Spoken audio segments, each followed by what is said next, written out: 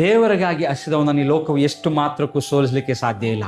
ಆಮೋಸನ ಪುಸ್ತಕ 8ನೇ ಅಧ್ಯಾಯ 11ನೇ ವಚನದಲ್ಲಿ ದೇವರ ವಾಕ್ಯದಲ್ಲಿ ನಾವು ನೋಡೋದಾದರೆ ಪ್ರಿಯರೇ, ದೇವರ ವಾಕ್ಯ ಹೇಳ್ತದೆ, ಕರ್ತನಾದ ಯೆಹೋವನು ಇಂತನ್ನುತ್ತಾನೆ, ಆಹಾ, ನಾನು ದೇಶಕ್ಕೆ ಕ್ಷಾಮವನ್ನು ಉಂಟು ಮಾಡುವ ದಿನಗಳು ಬರ್ತಾ ಇದ್ದಾವೆ. ಅದು ಅನ್ನದ ಕ್ಷಾಮವಲ್ಲ, ನೀರಿನ ಕ್ಷಾಮವಲ್ಲ, ಆದರೆ ಯೆಹೋವನ ವಾಕ್ಯಗಳ ಕ್ಷಾಮವೇ. ಪ್ರಿಯ ದೇವರ ಸಭೆ, ಇವತ್ತು ದೇವರು ನಮ್ಮ ಮುಂದೆ ಒಂದು ಪ್ರಶ್ನೆಯನ್ನು ಇಡ್ತಿದ್ದಾನೆ.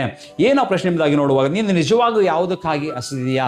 ಈ ಥರದ ಜನರೇಷನ್, ಈ ಲೋಕವು ನಾವು ನೋಡುವಾಗ ಇವತ್ತು ನಿಜವಾಗಲೂ ಉದ್ಯೋಗಕ್ಕಾಗಿ ಹಸುಗೊಂಡಿರುವಂಥ ಜನವನ್ನು ನೋಡ್ತಾ ಇದ್ದೇವೆ. ಹಣದ ಹಾಸಿಗಾಗಿ ಹಣವನ್ನು ಸಂಪಾದಿಸುವಂಥ ಜನವನ್ನು ನೋಡ್ತಾ ಇದ್ದೇವೆ. ಅದಕ್ಕಿಂತ ಹೆಚ್ಚಾಗಿ ನೋಡುವಾಗ ಖ್ಯಾತಿಯನ್ನು ಪಡೆದುಕೊಳ್ಳುವ ವ್ಯಕ್ತಿಗಳನ್ನು ನೋಡ್ತಾ ಇದ್ದೇವೆ. ಅದಕ್ಕೋಸ್ಕರ ಆತುರ ಪಡುವಂಥ ವ್ಯಕ್ತಿಗಳನ್ನು ನೋಡ್ತಾ ಇದ್ದೇವೆ. ಪ್ರಾಮುಖ್ಯವಾಗಿ ಸಾಮಾಜಿಕ ಜಾಲತಾಣಗಳ ಮೆಚ್ಚುಗೆಯನ್ನು ಅಪೇಕ್ಷೆ ಪಡುವಂಥ ಹಾಸ್ಯವನ್ನು ಹೊಂದಿಕೊಂಡಿರುವಂಥ ವ್ಯಕ್ತಿಗಳನ್ನ ಮಧ್ಯದಲ್ಲಿ ಅನೇಕ ಮಂದಿ ಕಾಣ್ತಾ ಇದ್ದಾರೆ. ಆದರೆ ದೇವರ ಸಾನ್ನಿಧ್ಯಕ್ಕಾಗಿ ಅಳುವಂಥ ಜನರು ಇವತ್ತು ಎಲ್ಲಿದ್ದಾರೆ ಪ್ರಿಯರೇ? ಉಜ್ಜೀವನವು ನಾವು ಗಮನಿಸುವಾಗ ದೊಡ್ಡ ವೇದಿಕೆಗಳಲ್ಲಿ ಅದು ಆರಂಭವಾಗುವಂಥದ್ದಲ್ಲ. ನಾನು ಅನೇಕ ಸಾರಿ ಹೇಳ್ತೇನೆ, ಉಜ್ಜೀವನವು ದೇವರೇ ನೀನು ಇಲ್ಲದೆ ನಾನು ಬದುಕಲಾರೆ ಎಂಬುದಾಗಿ ಸ್ವಚ್ಛವಾದ ಹೃದಯದಿಂದ ಆಳದಿಂದ ನಾವು ಕೇಳುವುದಾದರೆ ಅಲ್ಲಿಯೇ ನಮ್ಮ ಹೃದಯದಲ್ಲಿ ಆರಂಭವಾಗುವಂಥದ್ದಾಗಿದೆ ಪ್ರಿಯರೇ. ಹಸಿದವನಿಗೆ ನಾವು ಹೇಳ್ತೇವಲ್ಲ, ಅನ್ನದ ಬೆಲೆ ಯಾವ ರೀತಿ ಹಸಿದವನಿಗೆ ಗೊತ್ತಿದೆ ಎಂಬುದಾಗಿ, ಅದೇ ರೀತಿಯಲ್ಲಿ ದೇವರಿಗಾಗಿ ಹಸಿದವನಿಗೆ ದೇವರ ಸಾನ್ನಿಧ್ಯದ ಬೆಲೆ ಗೊತ್ತು. ಅದಕ್ಕಾಗಿ ಅನೇಕರು ಇವತ್ತು ನೋಡುವಾಗ ಸಭೆಗೆ ಬರ್ತಾ ಇದ್ದಾರೆ, ಆದರೆ ಅವರಲ್ಲಿ ಬದಲಾವಣೆ ಇರುವುದಿಲ್ಲ. ವಾಕ್ಯವನ್ನು ಕೇಳ್ತಾರೆ, ಆದರೆ ಅವರ ಹೃದಯದಲ್ಲಿ ಮುರಿಯಲ್ಪಡುವಂಥ ಅನುಭವ ಅವರಿಗೆ ಇಲ್ಲ. ಪ್ರಾರ್ಥನೆ ಮಾಡ್ತಾರೆ, ಆದರೆ ಪರಿಶುದ್ಧಾತ್ಮನ ಶಕ್ತಿಯನ್ನು ಅನುಭವಿಸಲಿಕ್ಕೆ ಅವ್ರಿಗೆ ಸಾಧ್ಯವಿಲ್ಲ.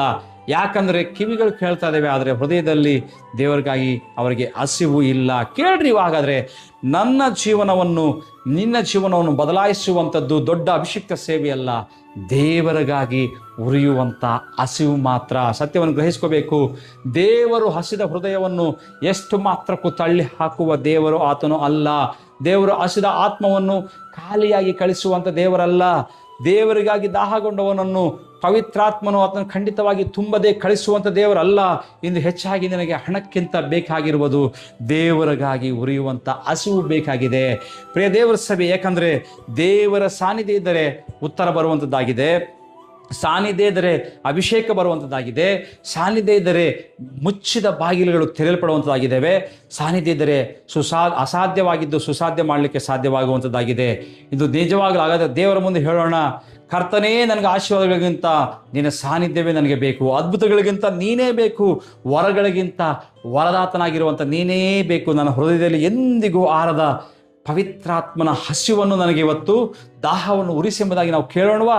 ದೇವರಿಗಾಗಿ ಉರಿಯುವ ಹಸಿವುಳ್ಳ ಮನುಷ್ಯನನ್ನು ಈವನ್ ನರಕದ ಎಲ್ಲ ಶಕ್ತಿಗಳು ಸೇರಿ ಬಂದರೂ ಸಹ ಸೋಲಿಸಲಾರವು.